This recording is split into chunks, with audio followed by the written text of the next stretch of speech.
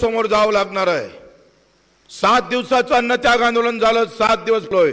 त्याच्या अगोदर 3 दिवस उपोषणाला बसलो रायगडाच्या पायथ्याची। छत्रपती शिवराय राजधानी जे काही आमची सगळ्यांची राजधानी होती त्या ठिकाणी 3 दिवस उपाशी बसलोय। तिथून मुख्यमंत्र्यांना फोन केला आणि कर्जमाफीबद्दल बोलू नका असं सांगितलं। म्हटलं आम्ही तुम्ही राम भक्त आहे आणि प्रभू रामचंद्रांना सांगितलं प्राण ज्यांना जाय। त्या राम भक्ताची खऱ्या अर्थानं तुम्ही भक्त असाल तर रायले सुद्धा अग्निपरीक्षा द्यायला लावली। एवढं प्रजेवर प्रेम होतं रामाचं, तुम्ही औलाद करंटी रावणाची। तुम्ही त्या राम भक्ताचं काही ठेवलं नाही, फक्त मुंह में राम और बगल में शूर्य तुम्हारे, काट नको। काँग्रेस होतं ते तसं आणि आता तुम्ही त्याच्यापेक्षा भारी निघा। अशी मनाची वेळ येतं का काँग्रेस बरे होते, किमान व्यक्तिगत राग नव्हता। वसंतरावच्या आयुष्यामध्ये जामंतराव ते एकमेकाची दुश्मनी होती, पण जेव्हा जामंतर गेले तेव्हा वसंतराव नाईक जामंतरावच्या आईले भेटायला गेले। ही संस्कृती आहे आणि हे निघाले औलाद। मारून टाका, कापून टाका, त्याची आका तयार केले बीजेपीनं गावागावात तालुक्यात। याचा आका आहे। निवड 2 नंबरवर काम सुरू आहे, कुठेही हित नाही। इथं दरी जे पडली आहे ते ग्रामीण वर्सेस शहर, अधिकारी वर्सेस शेतकरी, हा भेद आहे। अंगान ते दिलं जातं आणि इथं मेलो तरी भेटत नाही। 34,000 रुपये आम्ही पाहिले। मला तर तुम्हाला प्रश्न आहे, तुम्हाला राहत नाही हा मला पडलेला प्रश्न आहे। थोडी बायकीत भाजी केली नाही तर मारापर्यंत जाता आणि सोयाबीनचे भाव 2,000 कमी केले तर इतरी बोंबलायला तयार नाही। बजाव टाली, वाजवताच टाली। राग नाही, संताप नाही, रोष नाही। उलट आमचा आमदार आला वाजवायला तयार, डुमडाम डुमडाम, चला चला चला चला। आणला गावातून फिरून सहा आले। लाखाचा रस्ता आणि 25 लाखाचा खर्च आणि 15 लाखाचा निधी दिला का तुम्ही खुश? तुमच्या घरी लग्नात आला का त्याच्यापेक्षा दुसऱ्या मुलीच्या लग्नात आला, पहिले पुट्ट्याच्या लग्नात आला, आम्ही खुश आहोत। लहान लहान गोष्टी आहो आमच्या। आमदार आला पाहिजे, हसला पाहिजे, घरी बसला चहा प्याला पाहिजे, लग्नात आला पाहिजे, 5 लाखाचं समाज मंदिर दिलं का आमचं जमलं। पण हा आमदार आमच्यासाठी तिकडे सभागृहात बोलतं का नाही बोलत? शेतकऱ्यासाठी तो पक्षाला लात। टीव्ही वाले तर एवढे दाखवते, भुजबळ साहेबांना असं म्हटलं, आता जरंगे पाटलांना असं म्हटलं, आता येणं असं म्हटलं, यानं तसं असं म्हटलं। लावा आग, लावा आग, लावली आग। बोलल्यानं आमचं सहायचं 2,000चं नुकसान, क्विंटल मागं होते तर आग लागत नाही। कसं होणार आहे? कोण लढणार आहे याच्या विरोधात? कोण त्या शेतकऱ्यासाठी मशाल? मेहनत कौन कर रहा है और पैसा किसके पास जा रहा है? लड़ाई अमीर और गरीब की है, लड़ाई ईमानदार और बेईमानी में रहने वाले लोगों के खिलाफ है। ईमानदारी से कमाते हैं लेकिन बेईमानी वाले खुश है इस देश के अंदर। जे बेईमानीनं जगतात ते चांगले आहे, त्यांचे घर चांगले आहे। तरी मार मेहनत करून कुटुंब परिवार त्या शेतात राबतं, पण साधं एखादा दिवाळीचा चांगला तेच आम्हाला कठीण जात आहे। आजही माय मावली जर एखादी बिमार पडली, जर खर्च नुकसान सांगितला तर 40,000 सुद्धा पाहले एकमेकाच्या तोंडाकडे पाहावं लागतं। ही 75 वर्षाची अवस्था आहे। काँग्रेस काय आणि भाजपा काय? सवाल पार्टीचा। आम्ही काही पार्टीच्या विरोधात लढायला आलो नाही, आम्ही शेतकऱ्याचं बोलायला। त्याच्यात पार्टीच्या विरोधात 2 शब्द आले तर नाराज होऊ नका, नाही तर तुम्ही आमच्याच पार्टीच्या विरोधात बोंबलाले आला काय? घे झेंडा, मरताना चुटकून आले, घेऊन जातो सोबत। जाम असन तर लिहून ठेव कागदावर का माला झेंडा, माल्या पार्टीचा, त्याच्यावर पार्टीचा नेत्याचा फोटो, मी मेल्यावर माझ्या ढुंगणाले चिटकून माझी करावी। एवढंच राहिलं सायाले। काय निष्ठा आहे रे तुमची नेत्यावर?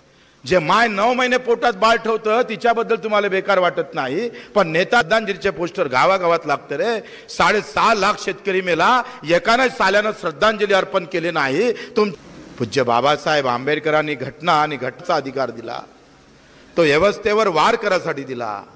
तुम्हीच व्यवस्थे त्या मतदानाच्या माध्यमातून नेता तुमच्या ताब्यात राहिले पाहिजे, यावर तुमचं वर्चस्व राहिले पाहिजे होतं, पण उलट झालं। 75व्या वर्षामध्ये त्या नेत्याचंच वर्चस्व तुमच्यावर आलं।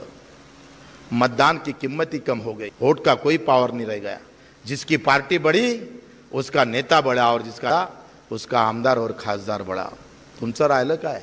लोक काय म्हणतंय, चांगल्या पार्टीची तिकीट आण मग तुले मत मारतोय, पण चांगलं काम कर मग करणारी जमात संपली आहे. आता 7 दिवस उपोषणाला बसलोय. ज्याला 2 पाय नाही, डोळे नाही, चालता येत नाही, बोलता येत नाही, त्या विधानसभेमध्ये एकही मैकेलाल बोलला नाही. पुढे 20 वर्ष आमदार होता, एकही भाषण दिव्यांगाच्या शिवाय शेतकऱ्याशिवाय आम्ही केलं नाही. मी एकदा भाषण करत होता, बाजूने एक आमदार होता, तो म्हणत होता माले मतदार 2 शब्द बोला ना म्हणे बच्चू भाऊ. म्हटलं तू कोण बोलत नाही? नाही म्हणे मला पार्टीचं तिकीट पाहिजे, ते देणार नाही. मी आजचा मारे तर पार्टी बड़ी है, वोट तुम्हारा और कीमत पार्टी की है. आपका है तो कीमत भी मजबूती भी आपकी होना चाहिए, लेकिन जिधर पार्टी है उधर हमारा आवाज चलता है. आम्ही बोललोय 8 लक्षावधी गेल्या आमच्या 200 रुपये महिना होता, नंतर 1000 झाला, 1500 केला आणि 7 दिवस उपोषणाला बस. आता माझ्या दिव्यांगाचा पगार 2500 होणार आहे. ये हमारी ताकद आहे.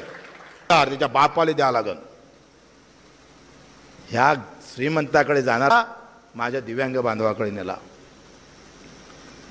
गरीबाचं आमचं घरकुल 1.25 लाखाचं भेटायचं आणि शहरातलं घर 2.5 लाखाला. तुम्हाला कोण विचारते रे? कोण विचारतंय तुम्हाला? बयास काही दादागिरी नका दाखवत जाऊ त्या मीडिया गिडियावर. मेरा भाई आ रहा है. भाई मुर्दा कहीं भाईगी नहीं है. ये तो सब यहाँ के यहाँ लोगों को दादागिरी बताने के लिए भाई पैदा हो गए. अरे दादा तर ठेम्याटोक सोबत कर, आम्ही करतोय. आम्ही मोदीच्या गावला जाऊन धर तिथं. ते आमदार असताना इथून 10 वर्ष अगोदर सीएम टू पी आसूड यात्रा काढली महात्मा ज्योतिबा फुलेंच्या नावानं. व्यवस्था काय? मी कायच्यावर आलो होतो आता बोललो तुम्ही? घरकुल, पंतप्रधान आवास योजना, पहा कसा धिंगाणा आहे तुमचा. तुम्हारी कोई कोई तुम्हाला वाटते एका दाण्याचे 100 दाणे करतो? आहे काय खिशात? 100 दाणे करत तर तो कारखानदार 80 लोखंड टाकतं. 100 किलोचं लोखंड जर टाकलं तर 80 किलो. आणि आमचं उलट आहे, आम्ही 1 दाणा टाकतो 100 तयार करतोय. तरी आम्ही गाजवा टाळ्या. वाजवा वाजवा वाजवा वाजवा वाजवा वाजवा. काय उलट गणित आहे. वहां 100 के 60 के 120, तो भी साला वांदा आहे हमारा. छोटं भाषण ऐकान, घरी गेल्यावर बायकोच्या मतानं ऐकान. गेला बच्चू कडू वाया जाय ती. माझ गाव गाव खेळातला सगळ्या जाती पातीला सगळ्या पार्टीतला जर शेतकरी जागा झाला तर सरकार झुकल्याशिवाय नाही. एवढी ताकद आहे आमच्या. सरकार झुकेंगी. आणि मग सरकारसाठी 28 तारीख निश्चित केली. 28 ऑक्टोबर बुट्टेबोरी जवळ 12 वाजेपर्यंत सगळे जमा व्हायचं आहे. येणार का तुम्ही? मेलावे भावा 6 तास भाषण केलं आणि एकानंच हो म्हटलं रे. एकानंच हो. थोय अपंग आहे त्यानंच हो म्हटलं. अरे येणार का? आता काय झालं म्हणजे बे पेटान तुम्ही. म्हणजे आता अधिक काय झालं पाहिजे? 5,500चं सोयाबीन 3400 तरी पेटले नाही. 8,000चा कापूस विकावा लागतो तरी पेटत नाही. खताचे भाव वाढले पेटले नाही. बियाणं बोगस निघालं तरी पेटत नाही.